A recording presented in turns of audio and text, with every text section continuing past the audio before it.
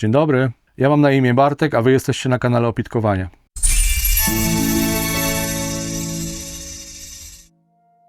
W poprzednim odcinku, który dzisiaj wyszedł na kanał, dokładnie 20 maja 2026, pokazywałem akumulator Michała, Humsieng 150 Ah, jakie tam były z nim problemy, otwierałem go i tak dalej i obiecałem, że jak tylko Michał dostanie nowy akumulator, wytestujemy go jeszcze raz i zobaczymy, czy nowy akumulator będzie taki sam, czy jednak będzie coś innego, czy będzie poprawnie wszystko, czy będzie się pojemność zgadzała, czy będzie się zgadzał BMS i tak dalej. Mamy nowisieńki akumulator jeszcze w pudełeczku nieotwierany, także co? Bierzemy się za otwieranie. Poprzedniego akumulatora ja nie otwierałem, Michał go otworzył, Michał go sprawdzał. Musicie wrócić do poprzedniego odcinka, jeśli ktoś nie widział, o co dokładnie chodzi. W tym odcinku sprawdzimy tylko pojemność tego akumulatora i sprawdzimy w aplikacji, czy BMS, czy zaprogramowanie BMS-a zgadza się z tym, co powinno być, czyli czy ma wpisane 150 Ah. Poprzedni, jak pamiętacie, miał wpisane 105 Ah. Standardowe opakowanie.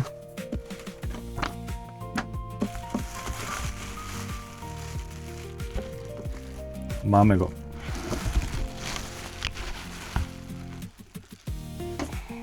Dobrze. Jak widzicie, akumulator całkowicie nowy. Ta sama wersja 150 Ah, teoretycznie z BMS-em 110 A. Tym razem mamy data produkcji 20 marzec 2026. Poprzedni był 20 styczeń, więc 2 miesiące różnicy między nimi. No, aż jestem ciekawy, co to będzie. Pierwsze, co musimy zrobić, to oczywiście naładować go w pełni, ale zanim go naładujemy, potrzebujemy sprawdzić w aplikacji, ile teoretycznie ma procent. To jest ten nowy akumulator, jeszcze nie ma żadnej nazwy. Naładowany pisze w 70%. Sprawdźmy ogniwa. 2000 V różnicy na ogniwach. O wow! Temperatura MOSFETów 17 stopni, temperatura wewnątrz akumulatora 17 stopni.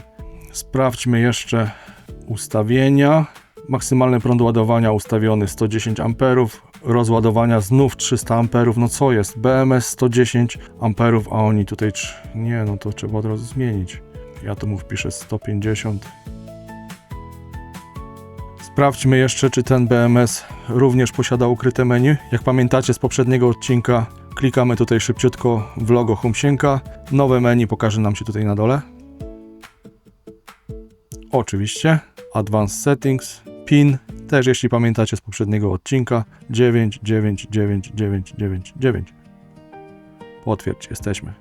I tutaj mamy, sprawdźmy wszelkie ustawienia, czy tu jest wszystko. Tu już jest skorygowany ten 150 A prąd. Dobra, wszystko jest OK. To menu dalej jest dostępne. Tu się nic dodatkowego nie pojawia. Podłączam ładowarkę. Podłączyłem już ładowarkę 20 A. Podłączyłem też bocznik szanta, który jak widzicie ma tu jeszcze w pamięci odczyt poprzedniego akumulatora 137 Ah. Zerujemy go na ten moment. Już idzie 20 A prąd ładowania. Tutaj również BMS pokazuje 20 A, 70%. Dajmy mu się teraz w pełni naładować. Wrócę po naładowaniu, podłączymy obciążenie cyfrowe i zrobimy test pojemności. Dobra, akumulatorek naładował się w pełni.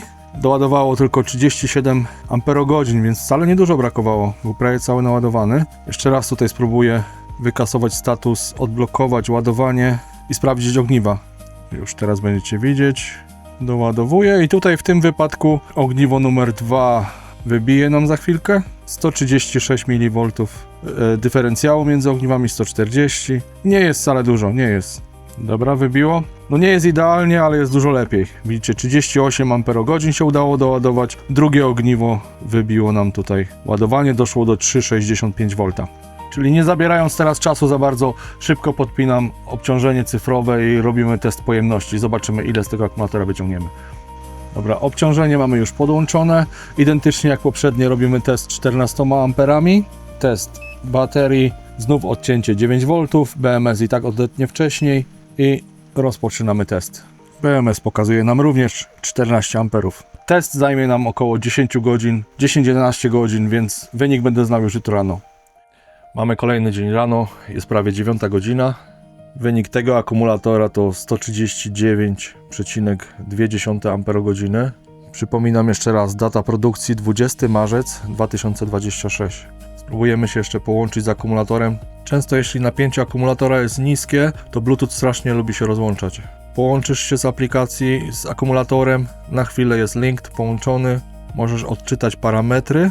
Tu wygląda jakby ogniwo pierwsze było najniżej i pewnie to one odcięło i już mamy disconnected, rozłączenie. A to jest normalne, trzeba go troszeczkę podładować i wtedy połączenie Bluetooth stanie się stabilne. W każdym razie mamy taką samą sytuację w tym momencie. Nie mamy pełnej pojemności. Akumulator, który powinien posiadać ponad 150 Ah, ma niecałe 140. Poprzedni miał 137-138 Ah. Dosłownie nie wiem, co mam powiedzieć.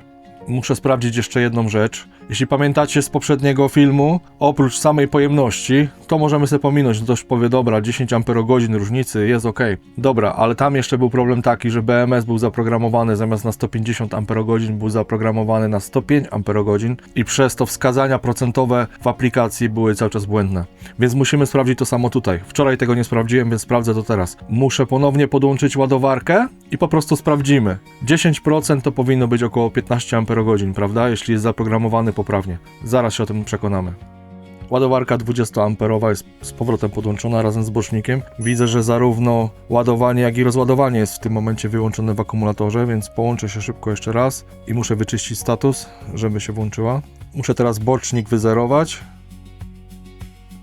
Akumulator wyzerowany, bocznik wyzerowany. Podłączymy teraz ładowanie. Ładowarka już ruszyła. Aplikacja też pokazuje 20 amperów. Więc teraz wrócę tutaj za godzinę, 2 godziny i zobaczymy, ile akumulator został doładowany. To nam pokaże bocznik, ile amperogodzin i jakie są wskazania procentowe w aplikacji. Będziemy wiedzieli, na jaką pojemność zaprogramowany jest BMS. Mam nadzieję, że jest to 150 amperogodzin. Dołożyłem sobie jeszcze tutaj zasilacz, także ładujemy 30 amperami. Mamy w tym momencie 100 amperogodzin równo doładowane i akumulator pokazuje 70%. Więc teraz jak sobie policzymy 100 dzielone na 0,7, 142,8 amperogodziny, więc wygląda na to, że ten BMS ma już wpisane 140 amperogodzin plus minus. Jedziemy dalej, sprawdzimy, policzymy to jeszcze raz, jak będzie troszkę wyżej. Na te procenty tutaj nie patrzcie, to się nie zgadza. Ten bocznik w tym momencie ma wpisane 200 amperogodzin, dlatego pokazuje przy 150%. Już mamy 125 amperogodzin, tu pokazuje 88%. Bardzo ładnie ogniwa idą, nie wiem jak dobrze to będzie widać. 2-3 tysięczne różnicy między ogniwami jak póki co. Rozjadą się pewnie dopiero pod sam koniec. Bardzo ładnie. Ogniwa zbliżają się już do 3,45, więc za chwilę to zacznie przyspieszać ładowanie oraz dyferencjał zacznie się rozjeżdżać. Jeszcze przed chwilą mieliśmy 0 dyferencjał i nawet 1 tysięczną. W tej chwili już jest 8 tysięcznych, także tu będzie za chwilę coraz więcej. Na ten moment mamy doładowane 136 amperogodziny. BMS pokazuje już 96%. Spójrzcie, jak dyferencjał zaczyna odjeżdżać. To jest naturalne zachowanie.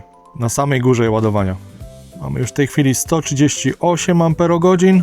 Dyferencjał coraz bardziej się rozjeżdża. Za niedługo nastąpi rozłączenie. Tym razem rozłączy nas ogniwo numer 2. Prąd ładowania już spada. Za chwileczkę nas odetnie. I odcięcie. W tym momencie nastąpiło odcięcie. Charge jest wyłączony. Ponownie pojemność akumulatora 138 amperogodzin. BMS skoczył na 100%. To rozjechanie tutaj nie jest zbyt duże, więc to jest jeszcze ok. O tym bym się nie martwił. 100-150 mV różnicy to jeszcze jest pod sam koniec, to jest jeszcze ok. Czyli podsumowując to co tutaj zobaczyliśmy, mamy 138-139 amperogodzin pojemności w tym akumulatorze, więc jest zaniżony o około 11-12 amperogodzin minimum, bo 150 moim zdaniem powinna mieć więcej. Ale wiecie co jest najgorsze w tym wypadku? Że w momencie jak dobijaliśmy do tych 138%, BMS pokazywał już 98%, czyli jest zaprogramowany na 140 amperogodzin.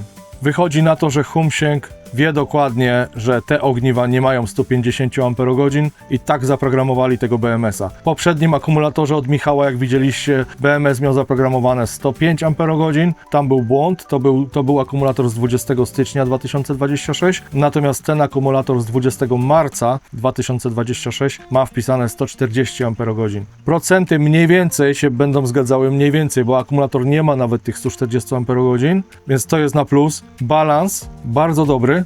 Naprawdę świetnie, przez praktycznie cały czas szły równiusieńko. Pod sam koniec, ostatnie dosłownie minuty zaczęły się rozjeżdżać, wybiła nam cela numer 2, więc tutaj też nie miałbym się do czego przyczepić. Pojemność i z góry zaprogramowana pojemność 140 Ah w BMS-ie. Tak nie może być. Słuchajcie, sprawdzajcie swoje akumulatory, jeśli możecie, naprawdę. Czy ja wam polecam cokolwiek, czy kto inny wam poleca cokolwiek, kupicie. To, że ja dostanę coś dobrego, nie znaczy, że wy dostaniecie tak samo. Sprawdzajcie, naprawdę. Nikt tutaj nie może odpowiadać za producenta, naprawdę. My nie wiemy, co oni robią.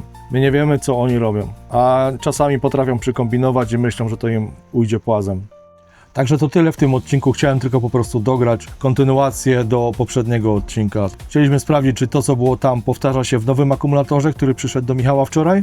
Pojemność się powtarza, BMS jest zaprogramowany poprawnie do pojemności, ale niepoprawnie do tego, co powinno być. I w tym wypadku ogniwa są bardzo dobrze zbalansowane, także tutaj naprawdę jest super.